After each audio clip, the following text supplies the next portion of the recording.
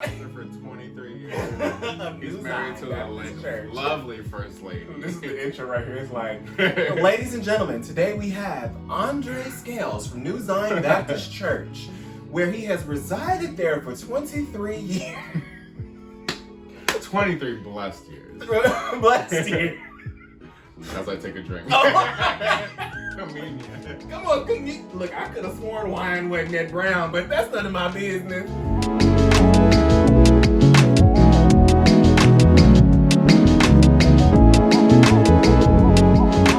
What's up, guys? My name is Uriah. Welcome back to my channel. And today I have my best friend in the whole wide world. Honestly, this guy is a mentor, a brother. Yeah. I mean, just Andre.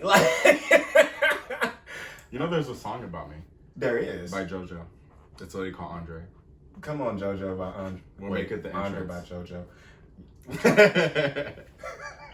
So tell the people a little bit about yourself before we dive into today's topic. I thought we were doing Yeah, we are. Okay.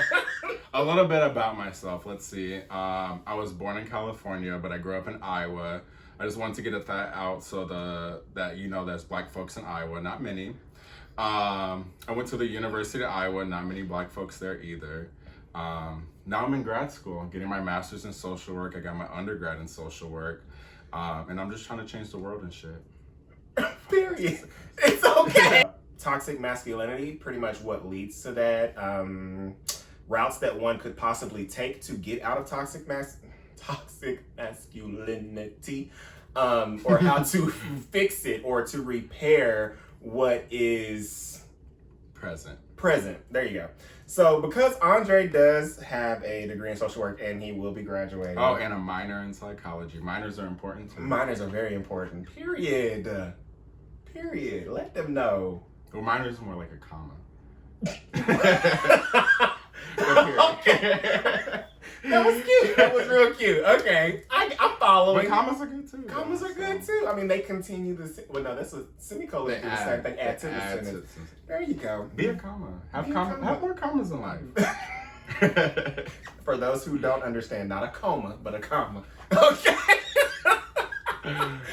Okay, so because his background is social work, and as some of you know, my background is soon to be social work.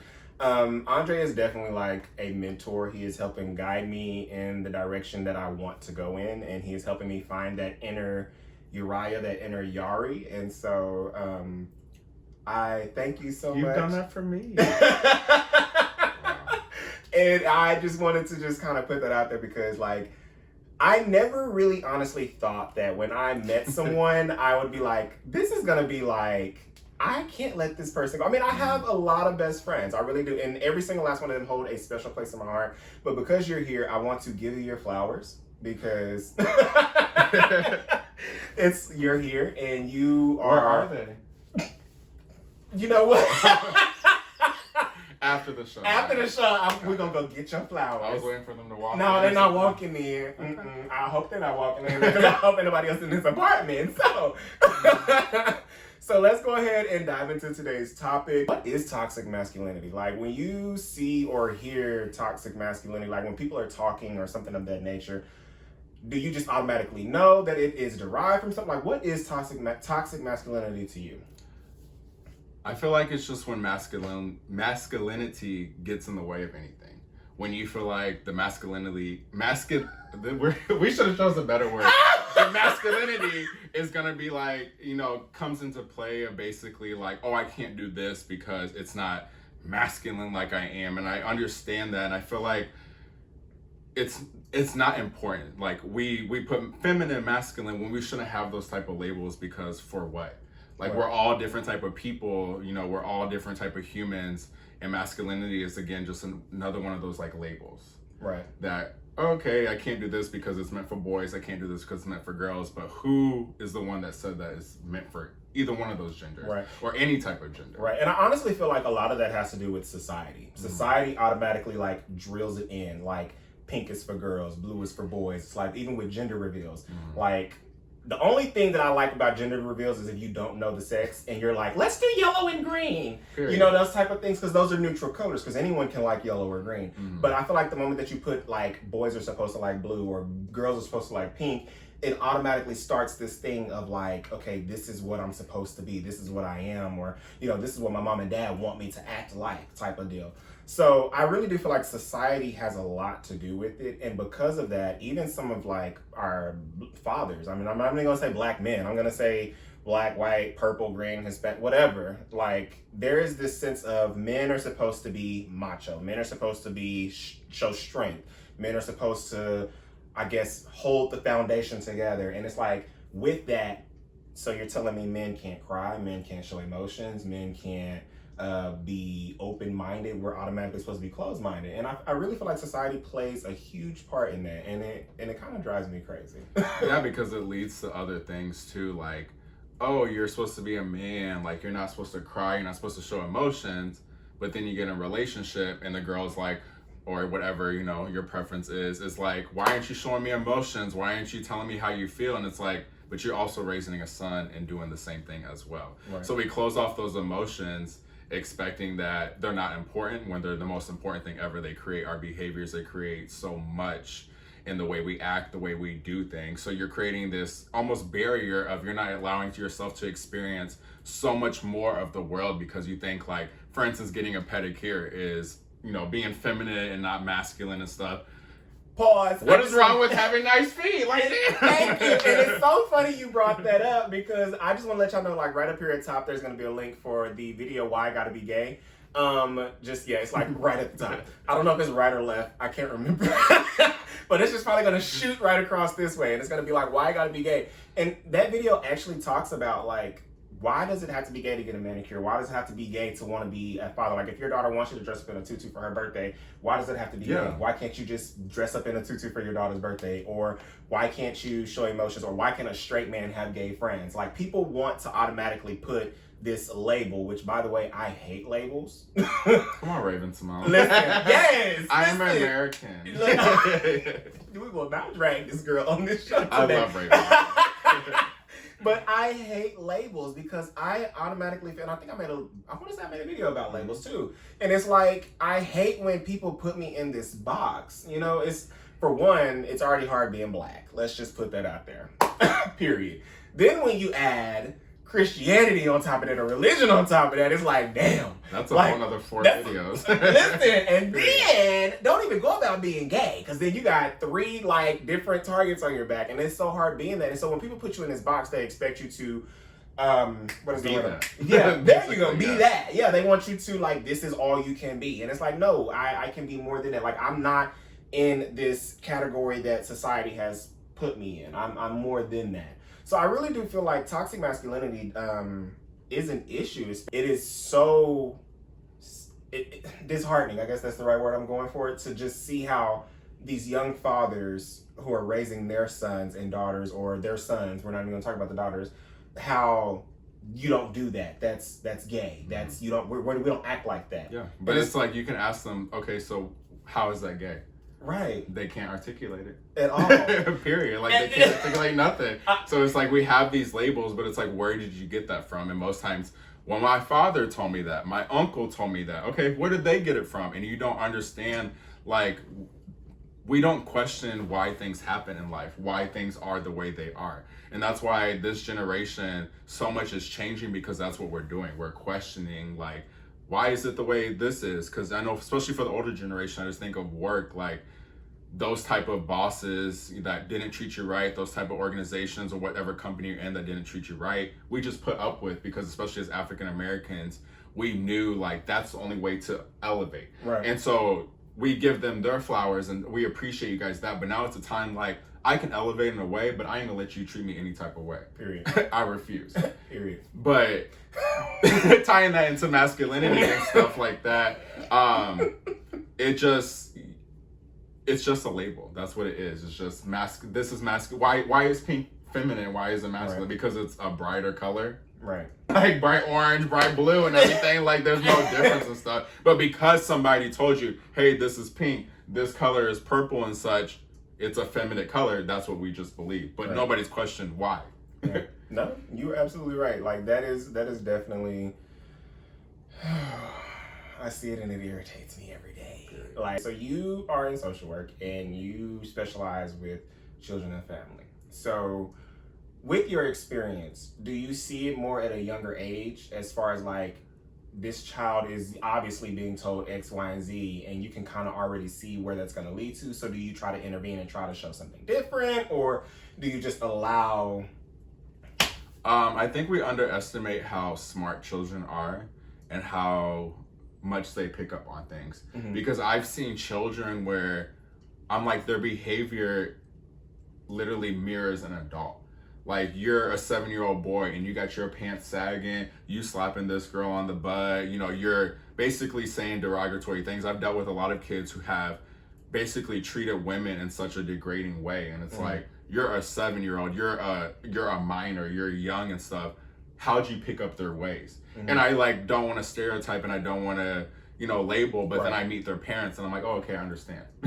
I understand, you know, the dad's walking in, you know, the same type of way, you know, the mom walks in like, hey, let's go, you know, just things like that. You know, the way you talk to your children is so important. But I definitely see so many behaviors. I'm like, how does a child so young can act in these type of ways? But again, they're not waking up one day and learning these type of things. They're mirroring their parents. We don't, even now I realize so many behaviors that I have that come from my parents, that come from my dad, just simple like gestures and things, and that the way we raise our kids is almost a reflection of us, and we need to get in a routine of raising them better and stuff. But a lot of times we inflict the trauma and stuff, but that's another segment. Come on, trauma. But yes, you definitely see with kids that they mirror their parents in so many ways and they don't know any better. They think that's what life is and stuff. But I've definitely seen it in the way that just young boys have treated girls. And I'm like, you're treating them in a way that's so in an adult type of way, but you had to learn it somewhere. Facts. Come on, word. Come on, word. Give it to him. Tell him like it is. Okay, so you mentioned trauma. So we hear trauma everywhere. Like trauma, people say trauma, but they automatically connect it to sexual abuse, verbal abuse, or neglect from a parent, or not have, you know, what is trauma? Because in my opinion, there's all types of trauma. You know what I'm saying? It could be the absence of another parent, and it's just like, that makes you want to seek that other, you know, that I need that extra love or something like that. And I feel like that's a piece of trauma. And I could be wrong, and you can correct me if I'm wrong. But what are other parts of trauma that you see in children or that you've dealt with in your life? I feel like trauma is, there's a lot of meanings to it. A lot of times people think of trauma and they automatically think of the worst things. They think of child abuse, they think of, you know, domestic violence and stuff, but trauma can come in so many different ways. But usually it starts at one specific trauma that creates so many other traumas. So not handling that one trauma, for instance, you know, child abuse, or just the way you've grown up, or just the ideologies that have gone to you, can be very trauma, because we almost at times create trauma within ourselves. Like just thinking about putting Come on. Thinking about there's so many traumas. I feel like almost there's specific things, but after almost a certain age, a lot of our traumas are mainly created by ourselves. So self-inflicted. That self-inflicted trauma, but it goes back to the time that we've experienced trauma that we didn't have no hand on. And again, childhood trauma is the biggest thing. But trauma is very big because it literally just creates so many ripple effects. Like I think of the coronavirus now, in my mindset, I'm not even focused on the present time of what it is. I'm thinking of the ripple effects it's going to create. And that's definitely what trauma is, because it just ingrains in you. And as a natural society, we just kind of push it out the way. We find ways to basically not have to deal with it. But it's always going to be there. I always tell people, like, it's basically kind of like a package. You got a package from Amazon and stuff. If you don't go out there and get it, it's just always going to be there. Trauma is that same package. No matter when you walk out the door, you're going to have to walk by that package. You're going to have to deal with that package. At some point, you're going to have to get that package and open it.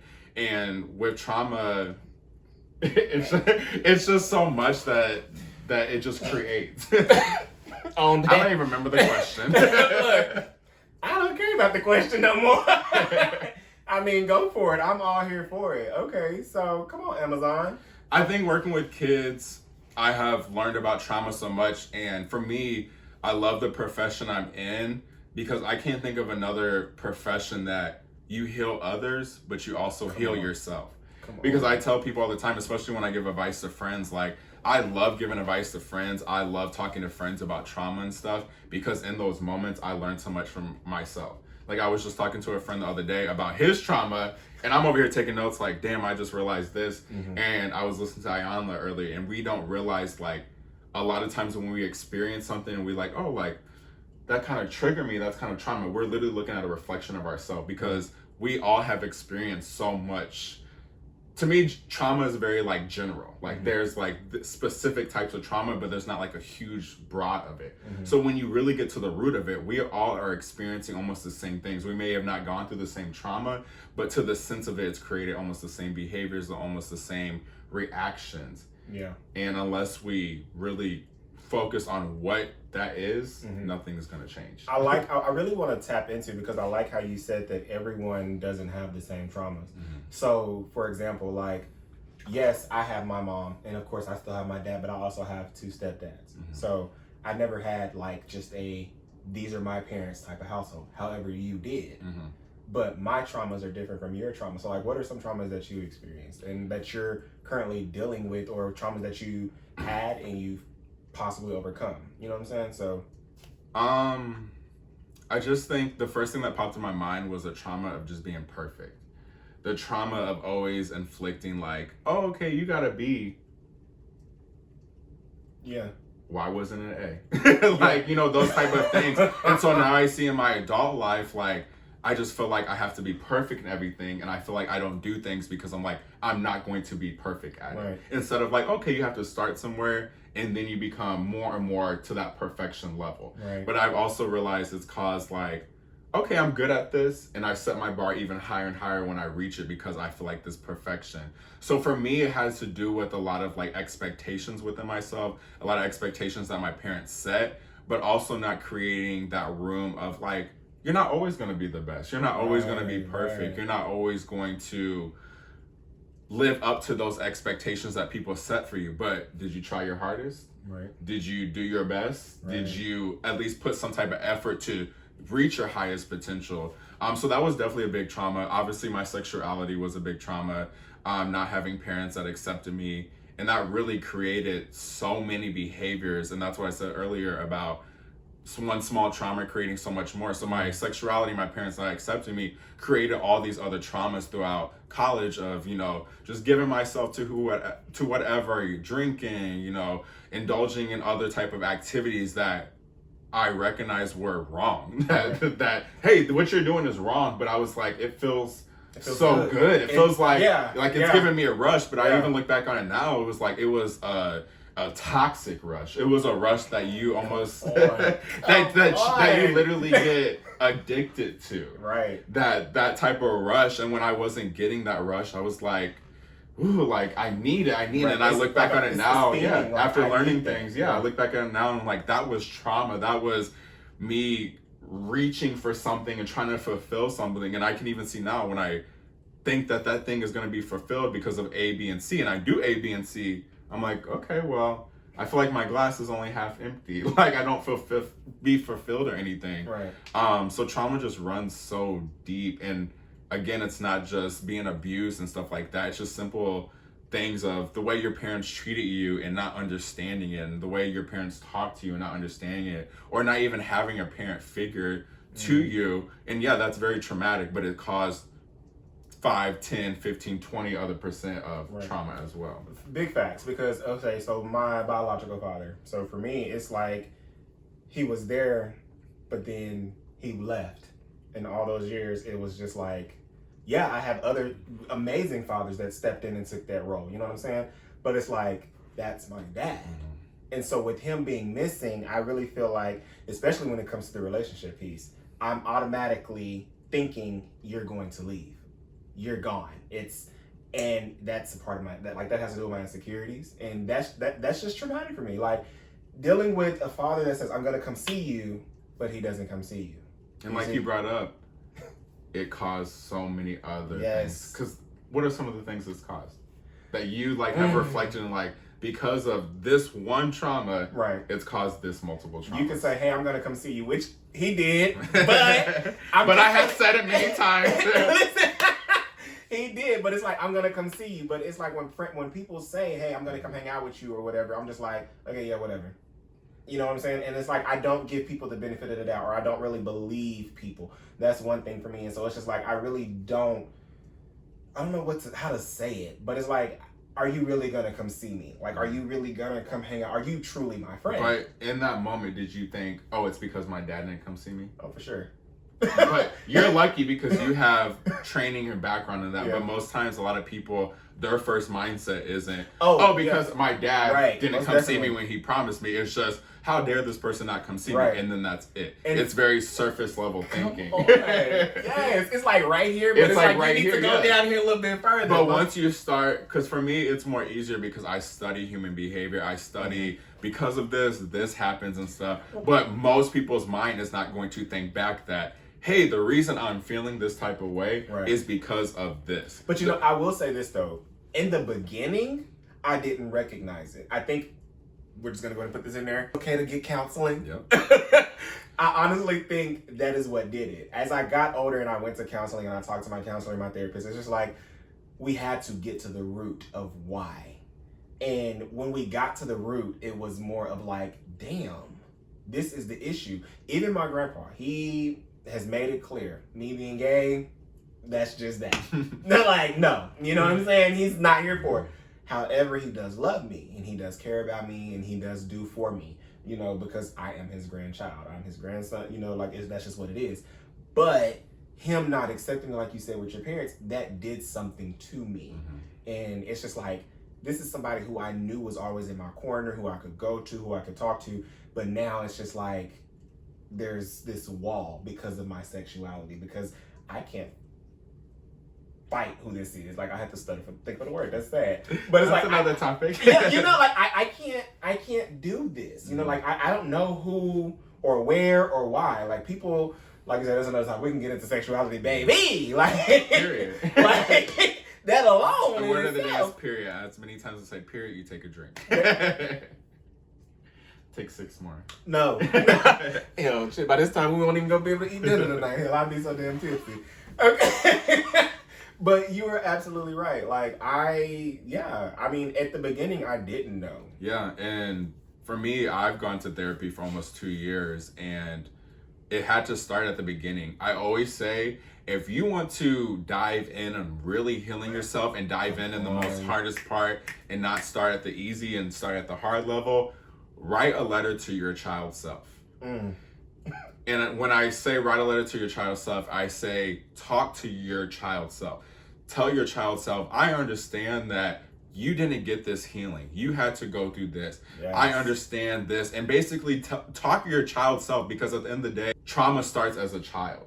And if we don't start there, then what's the point of starting in the middle? What's the point of starting in the end when we haven't started at the beginning? Because those feelings and those behaviors aren't there, but you'll never recognize it. I have a whole degree in like behavior and everything. And there were so many behaviors I didn't realize that just stemmed from certain things that was in my childhood. Right. And I remember I had to get in front of the class and actually talk to my child self. And luckily I had like did it before in therapy, so it was like pretty easy in that moment. But it's really hard to just, you realize like that child self is the one who really needs the healing. Right. Like that child self is the one who never got to experience or be able to articulate that, hey, like this is what I need. Hey, this is what I went through. Or, hey, this is the pain I went through. And if you don't heal that child self, and it's always going to be there. Right. Because I even struggle now, like it's not trauma, but it's something weird to say that I struggle, that I had a good childhood. Mm-hmm. And I was like, damn, now I'm an adult. Like I got all these stresses and stuff when I didn't have to worry about that as a child. Like, I just want to go back to that. And I almost crave like the past. Mm-hmm. I almost crave, but then I have to look like you went through all these experiences that you have gone through and you have worked through and have healed through, that, you know, you're progressing. Like you're never going to have those moments. You're never going to have that childhood, but you can still talk to that child of like, hey, like you didn't get that healing now, but this is the moment that you're gonna get that healing. Like this is the moment that you're gonna feel good. Like you're gonna be happy. Yeah, you know, you wish you would have had it back when that moment happened, but Have you created a time machine? No. I haven't created one. So we haven't created no time machine to go back. It is what it is. Right. But it's always going to be there. As humans, we're just naturally, we have those feelings. Like, there's times I'm sitting here like, why am I so mad at this? Like, why am I so sad about this? Like, the situation is so many years ago. When I look back, like, I never dealt with it. I never have healed from it. I've never even tried to face it. I'm one of those that I'll do 101 tasks just to avoid that one task of dealing with sadness and stuff. Because I know me, let it be a day. Yeah. Let it just be a day that depression decides that it just wants to And a lot of it have a day. Yeah. And so I come home, and we had this at lunch-ish. Earlier, Brunch. Okay. Something, I don't know. Like, whatever you want to call it. But we had that conversation where, like, there are just some days that we just come home and we don't want to deal with anything. Like, Which is okay. Which is fine. Okay, yeah. Absolutely fine. Because I don't want to hear what's going. I mean, I'm just now starting Power, and I'm like, baby, I gotta get caught up. But there are days I'm like, Nope. I don't care about Ghost and Tasha right now, and Tyreek and all them. Like, I don't care. I don't care what's on this. Like, I just need to kind of have a moment for myself. And I think a lot of it has to do is because what we don't realize is even on the work day, there are things that trigger us and we don't really know it, and it just automatically is a down spiral. Yeah, and a lot of things is we try to know other people more than we know ourselves. Come on. Yes. Yes. I'm saying that because I just talked in my head and I was like, that's really good. But yeah, that is the thing. We try to understand other people more than we understand ourselves. And I have been trying to do like a lot of self-work. Even driving 3 hours here today, I was like, what? Okay, because I don't like driving across the street. But my name is Yari, that's why. So, drink. But how can we understand other people that we're not in their mind, we're not in their body, and we don't even understand ourselves? And it's an everyday, like, I don't feel like there's ever going to be a day that you're like, oh, okay, I understand myself. Even to the day we die. But it's like, if you don't do that work, you'll never understand yourself, and you'll never understand anybody else. And it's not our role to understand anybody else, but it's our role to understand how to interact with them. Understand in a way of how this person in my life could be a lifelong friend. And everybody is not meant to be in your life for a lifetime. That, period. Put it at the bottom. We're going to just probably write it down in there as a little piece. Let's pause so you can think about it. I cannot. I knew. Okay, so it was what, 2018 when I met you? Yeah, it was 2018 when I met you. Sometime in 2000. It was actually November, because that's when I had just started my job. So I went to a conference and I was like, okay, cool, there's this guy, whatever, I honestly, at the beginning, did not know that you were going to be here in my life now. You see what I'm saying? Yeah. And it's so funny. It's ironic how God works. Because you stepped in and somebody was removed that was no longer supposed to be there anymore. Yeah. Everybody's not supposed to be there. So I'm glad that you touched on that point. Yeah, everybody really is not supposed to be there. Because again, everybody doesn't operate. And I think this is one of the biggest things I had to learn. And we understand it, but there's many things in life that we understand, but do we understand? And one of them is like, people, like, nobody sees the world like you do. And I always use an analogy like, okay, there's a mop bucket right there. I'm like, oh, that yellow is popping. Like, that mop bucket is structured all well. But you may look at it like, it's a mop bucket. That just shows right there that we look at this world so much differently. And when you truly put yourself of like thinking that this person's going to think like you just suffer. You just suffer the whole time, because it's not going to be like that. But you have to learn how this person operates, how I operate, and how that's going to operate together. Period. Drink. Okay. All right. Cute. Y'all, I just want to let y'all know that before this video started, it was a shit show. Okay? For him. It was a shit show. Okay, so we talked about the toxic masculinity. We talked about the trauma. So, because this is within your area of expertise, this is within your field, how would you begin, or how would you encourage or start someone as far as like trying to heal within that issue? Or how would you, like, which direction would you lead them to go? I think the first direction is just telling them to acknowledge it. What is the trauma? And I think something I've learned recently is to write so much stuff down.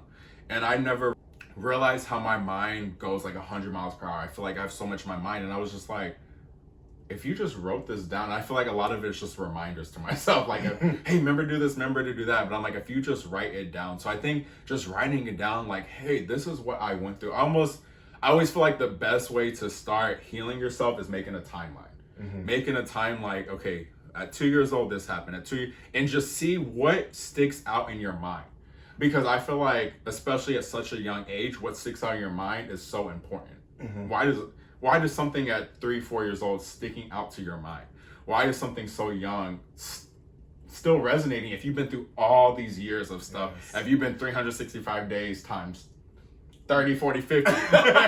All those type of things. Like, why is this sticking out? So just acknowledging it, like, okay, this is what I went through. This is what it's causing. And I just feel like creating like a map, like connecting the dots. Yeah. And again, it just starts like, what is your first like trauma memory? What is your first like creation? And once you start putting the dots, and again, it's not like, okay, I put the dots and I can go do this. I mean, I've been in therapy 2 years, and even when I first started, I was like, okay, cool, I'm figuring stuff out. And I'm like, okay, I've been in therapy 2 years. Why am I still thinking this? Like, why is this still coming out? But I realized, like, if I don't acknowledge it and I don't do something about it, it's always going to be there. And I realized it's like, oh, okay, because I've been in therapy and there's some things that I just still refuse to acknowledge. Right. There's some things I refuse that still bothers me. There's some things I refuse that still play a part in my behaviors.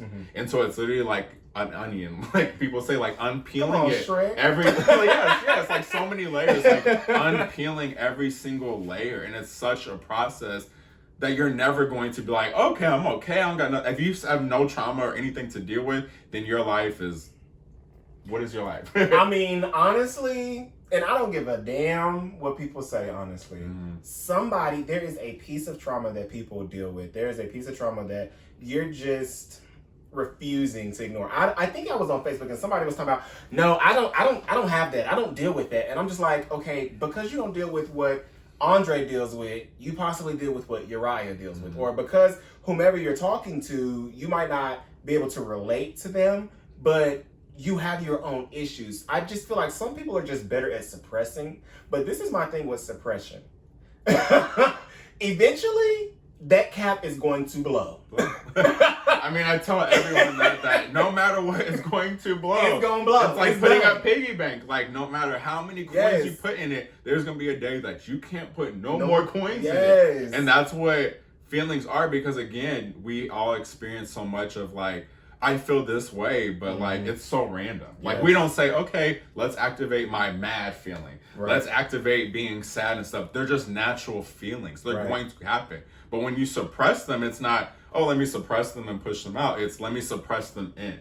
And when they come in, all they do is go out. Say that one more time. Say that one. I don't even remember what I said. It's okay. I'm going to help you. So instead of suppressing out, we suppress in. Yeah. I don't know why. As a human, we just automatically feel, especially as a man, because it was talking, the original topic was toxic masculinity, but we see how the conversation drifted this way. But as a guy, as a man, you're supposed, I hate the fact that people do this. Men do this. You're supposed to hold it in. You can't show vulnerability. Why? Like, why? That's the question. Because it makes you seem feminine, it makes you seem gay, but it's just like, what? If somebody can give me an answer that convinces me, what is the reason? Why suppress it? Like, literally, down in the comments. Why? What is me showing no emotion make me not gay or not feminine? And this is what I've seen, honestly. I've seen men who are vulnerable, men who show their emotions, have better relationships with their women. Since we want to talk, since it's mainly, no, I can't even say it's mainly straight men, because there are gay males who have this toxic masculinity. They don't want to deal with feminine people. They don't want to have feminine friends, this and this and this and that. Why? Because it's like, well, yes, I'm gay, but this is what I was taught. I can even self-disclose for myself. Like, when I first started, like, understanding my gayness and being around gays, I was like, well, I don't want to be around that gay, because that's gay. Like, I don't want anybody to think I'm like that gay, but it's like, what is the difference and stuff? Like, now I hang out with drag queens. I'll be at Denny's with my best friend. I'm here for it. Everything. They all in drag and stuff. We eating pancakes, and I think nothing of it. Everybody looking, but now it's like nothing to me. But before I was like, oh no, like, and a lot of it had to do with like just the way society is. And I kind of wanted to put in that we recognize so much, but at the same time don't. And a lot of it is due to society. There you go. Because a lot of things that, this is masculine and stuff, I guarantee those guys have had thoughts that, well, I want to do this, but this is what society tells me. But I know that's wrong. Right. But they'll go to, okay, I'm not going to do that because that's what society tells me. So a lot of times that it's still such a societal thing because we have people who are willing to break those barriers down, willing to do that. But when they start doing that, and then when society starts pushing back 20 times more, it's like, oh, I'm done. Right. But once you just truly know yourself, and I can say that because I've done the research, I've done the study, and I can say now that I know myself. At 25 years old, I don't know who I am because it's so many levels to it. And if you want to get in the topic of relationships, that's why a lot of times relationships don't work, especially okay, they've been married, 5-6 years and they got divorced already. And it's like, because we're always growing, we're always changing, and you literally have to learn how to adapt to people. Come on. You literally have to learn to adapt to who you are. Right. If you don't know who you are, you're not going to know who this person is. That come on. Yes. Okay, so I'm about to literally just tag somebody who he literally spoke on this, and I was listening to this podcast. It was Justin Davis. I bet you're gonna say somebody we had a fight. No, we don't fight. We're healers. No, yes, we don't fight. We heal. Period. I got a drink. That's cute. But no, Justin Davis really talked about that on one of his recent podcasts, and he was talking about how that self-discovery piece is very important. Okay, so literally, y'all, we literally jumped from this to this to this.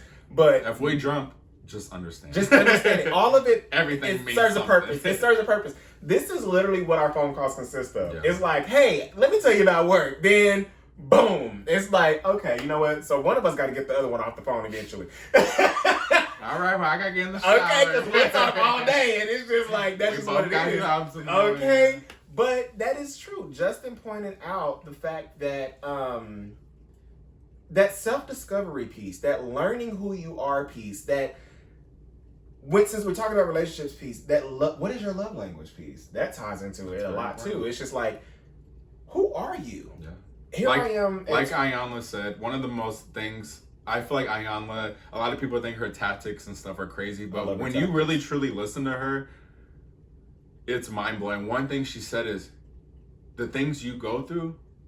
You are the one that no matter what, you are there. And we try, again, like I said, we try to understand all these people. And we try to understand, why is this person doing this and why is this person that? But we haven't even spent that amount of time on ourselves.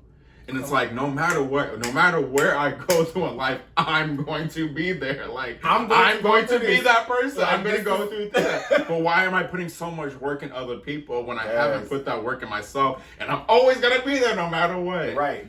You can't play God for everybody. You can't. I mean, you can want to put in work. Said, I'm not going to fight you for your healing. Listen, where the praise break? Two fans, please. Facts, pure facts. I can't. I mean, I think eventually when you get to that point, so this is, okay, so we're driving into this area about helping others. I think my biggest battle with that is that I had to learn that I cannot be there for everybody, especially if I'm not healed myself. And it's honestly because not everybody has the tools and skills that is ready for that healing. I was about to say, so we're all in different journeys. They're not even ready. For me, there's not to brag or nothing, but there's not many times that I meet somebody who is more into themselves and more into their healing than I am. Just because I have been able to do that through my education and stuff like that. Right. But I don't even know where I was going with that. It's fine. We're talking about healing. So, I mean, me personally, the books. I have now gotten into, books, podcasts. Oh, I know I was going with that. Yeah. Not everybody, for me, I always try to help people. And I'm always why don't you understand this? Why don't you get that? But I have to realize, not everybody is ready for that. Yes. When you're going to be okay, I'm really going to heal from it, it's going to be the hardest thing you have to do. I don't know how many times I have restarted my healing. Ah. Even as of a few days ago, restarting my healing, because it's like, okay, I'm gonna do it, and then you reevaluate, like, I done took more steps back than I've taken forward. But wait a minute. Hold on. How many times have I restarted my healing? That's the problem. Yeah. People are afraid to restart that process. We think it's almost a magical cure. Like, okay, I'm gonna heal from it, I'm done with it, cool. And it's never gonna come up again, it's never going to affect me no more, I'm never gonna have no feelings of it. But you're still going to have that. But what do you have? You have the skills and tools to get through that. You have the skills and tools. I think that's one thing for me that I'm like, okay, I've been in this situation before, but what is different now? And I'm like, okay, I have the skills and tools to get through it better. But see, look, go ahead. You just touched it. I interrupted you. Just touched it. Yeah. You have been the through skills. it before. Yeah. You have the tools. I have been through it. Yeah, because Yes. I have been in relationships where we have broken up, and it seems like I've kind of went on about my life. And so the person thinks, well, he never loved me. He never cared for me because he just continued on. And it's like, no, I have those skills and tools that, okay, this is hurtful. I'm going to deal with those feelings. You may not see it, but I've dealt with them and I've worked through them. And I've had the tools that, okay, I've been here before. What did work and what not work? Now I always try to do that of, okay, I've been in this situation before. What is the base of it? I'm sure it's going to come up again. What worked and what didn't work? And it's always like reflecting on life. It's always like reevaluating life. Like what worked for me and what didn't. Because I realized like I was such in a cycle. And I feel like almost I kind of still am in a cycle. Yes. I still am in a cycle. It's like same thing. And I truly believe that God will show you the same thing until you actually... I was listening to Ayana before I came here, and she literally said, God will literally show you the same thing over and over and over until you understand it. Right. Because there's some things like, damn, I'm like, why am I in this position before? I thought I moved on from it, but I had to like reevaluate, like, no, like, I still master that. Even when I have those tools, there's still times that I'm like, okay, like, I just push that to the side when no, you need to face those feelings, you need to face that. And it's really just an everyday progress, an everyday like journey. Facts. Real facts. You know what? You guys, he's gonna be back. Literally, this is a dive into what our conversations are like. Literally, okay, so Andre and I, we will text here and there, but the bond is there. And when the phone is picked up and the conversations are had, it is so genuine. And it is so, like, for me, so I'm 27, you're 25. People always say, oh, you're older, you should know. Let me tell y'all something. This one, yeah, has brought revelation into my life. And a lot of it has to be is because I am open-minded and that I'm able to see that even though we go through different things, I'm able to learn through what you went through. See, and that's the biggest thing that people don't realize, that you can literally learn from everything. Again, Facts. I really do not like working with adults. I really do not working with like older people. I love working with kids, and so much I have learned has been through kids. Kids who have never been through any experiences or anything, but we can learn from so many people. But when you block that out of like, oh, well, you've never been in my shoes and you don't understand, it's like, we can't learn. But like you're sitting here saying like, I've learned so much from you. I'm like, I've learned so much from you type of thing. And we have learned so much from each other no matter where we are in life. Like I can be at the highest, I could be Jeff Bezos, the richest person in the world. I guarantee I can teach him something. Obviously he can teach me something, but I guarantee we all can teach each other something. It could be a person off the street, and it's like their experiences, the way they've been through, their mindset, they see the world so different that they can teach us something. But when you block that off, you literally block off your knowledge, you block off your education, you block off like seeing the world. Because you know me, I love to travel, and I'm always like New York COVID people. has not stopped him, okay? I took precautions. He took precautions, but still. And I took a long break. Because we even look at the United States as like, we're one country. But if you go to New Orleans, I don't know if I said that right, and everything, it's just way different. You go to New York, way different. You come to Texas, way different. Montana, anywhere you go, it's like I will it's like a honestly different say- country. It is, because when I first landed in New Jersey and that heifer hit me or bumped into me, And New Jersey folks, trying to get my bag, I was like, I was just in New Jersey in Carolina. I was like, excuse me, baby, we have manners in Texas. Okay. They don't give a damn. They gonna push you out the way and they getting their shit. They trying to go. Like, that's just what that And it just is. shows how the world's so different, because if somebody Yeah. from Jersey pushed somebody from Jersey, like, okay, that's just how it is. Right. But us from Texas and other places, we like, we got farmland and river around here. I don't know why you're so close to me. But New York, you know, Jersey stuff is a little smaller. But it just shows like how, like, no matter what, we see the world so differently. And you can put yourself in the person's shoes and stuff, but the best way to learn from somebody is just listen to them. Facts. It's just listen to, like, tell me your life. Facts.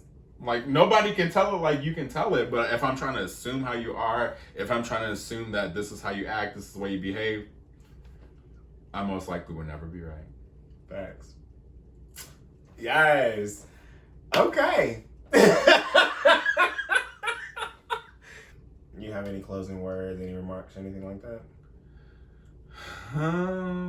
First, just always stay true to yourself. Just always, no matter what people tell you, no matter what society tells you, I know you probably heard it many times, but truly, just stay true to yourself and learn who that true person is. Facts. Because again, most of the times our self and our true self is what has been constructed by what is around us.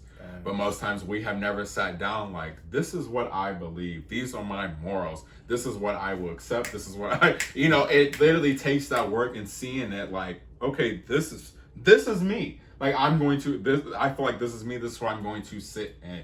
So you have to always remember to be yourself. And I feel like when you be yourself, I've noticed like where I have come from, it's gotten so much easier. Like even the same places I have been in, I'm just like, I physically, like, my breath changes. Like, another thing for me, Alma, she always said, know what your breath is. Always recognize your breath. And she was like, that's so important because you'll realize when it's not the same. And you can realize when Facts. Yes. the reason why it's not the same. Yes. And It's like you can see the beat is off. The rhythm is off. And that's why I always keep my circle so small, because I'm Yes. like, I want to be around people who bring me peace. I want to be around people who value things that are similar to me, value, you know, motivation, value being better than what society feels like they're going to be. If you want to live in the house in the Beverly Hills and stuff, do it. It may take person 2 steps, it may take you 199, but what are they going to be those 199 steps? If that's what you want to do, go do it. So just always staying true to yourself and go vote. Period. So, we're going to get ready to wrap this video up. I do want to go ahead and also tap into what he said about staying true to yourself. So, this is basically the recognition of National Coming Out Day. You come out when you are ready. Don't let your friends push you to come out. Don't let your family push you. You come out when you're ready. And with that being said, it was not easy for me. I mean, my background is 2 parents who are pastors. Let's just go ahead and put that out there. You know what I'm saying? So, when you are ready, take that step. Some of us did it without a support system. And when we didn't get the answer we wanted, we didn't have anyone to turn to. And it was a shit show. Well, for me,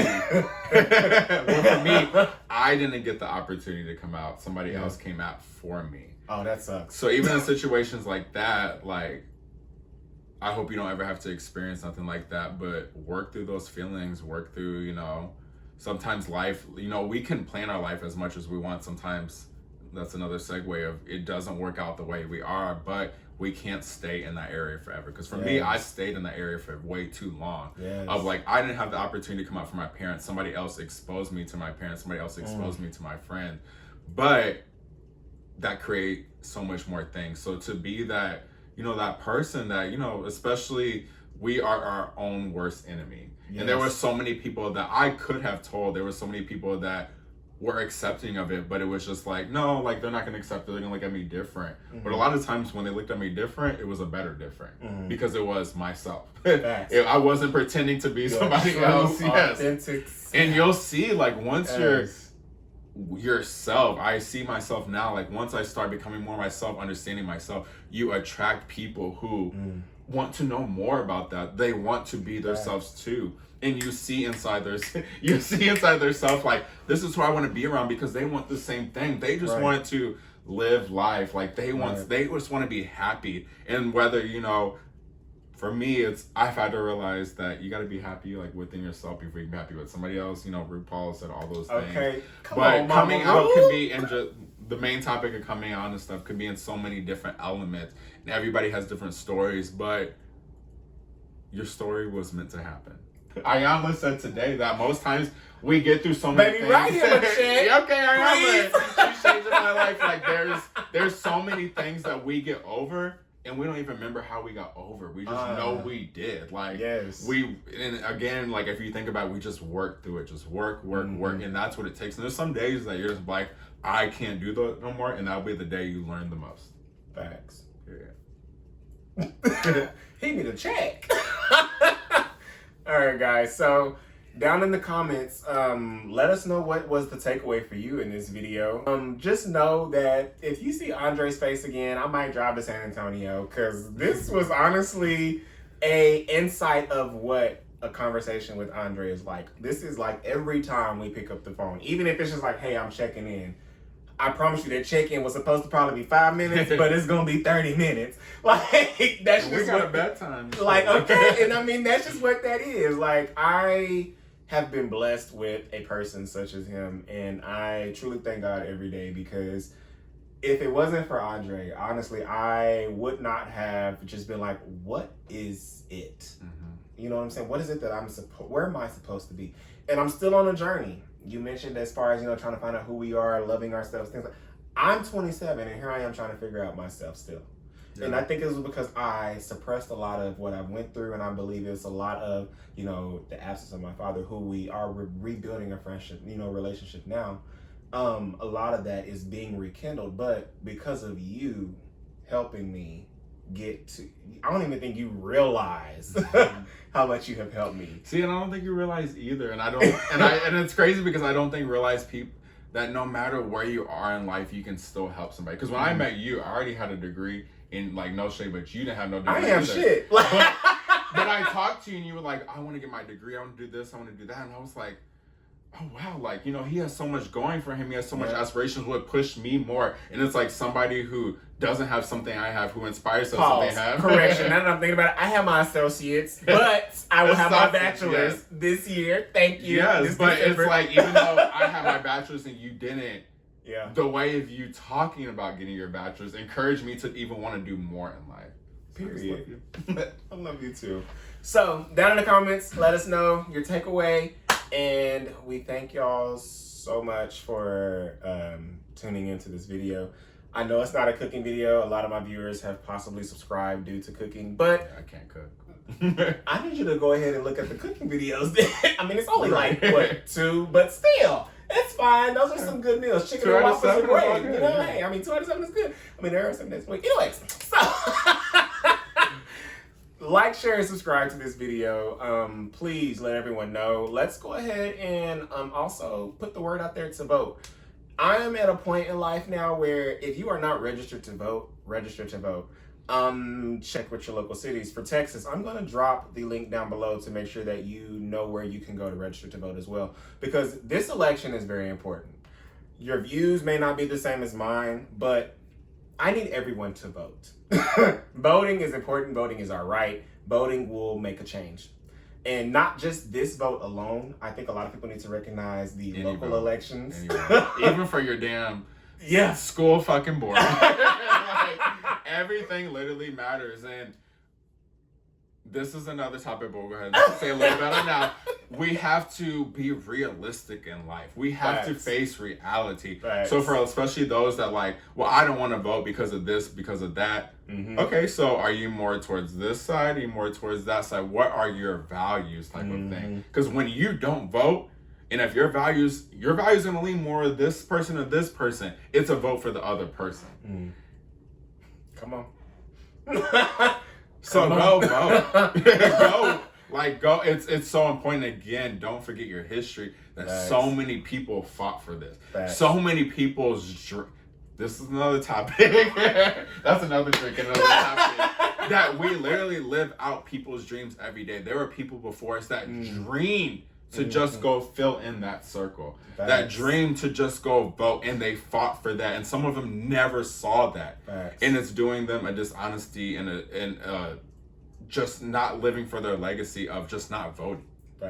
And again, if you want to vote for somebody, just vote. Just vote. But don't vote for them. All of that being said, we are going to wrap this video up. My last piece is don't vote straight ballot. That does no one any justice. It's okay to be moderate, because in the middle is absolutely fine. That just means that your morals and values are in the middle. It doesn't mean anything. That's just that. So thank y'all for watching today's video. This is one of my best friends, Andre, who is truly like heaven sent. So I will drop his information down in the bottom. You can ask him questions. He is very busy, so bear with him. And we'll see y'all next time. Have a good day.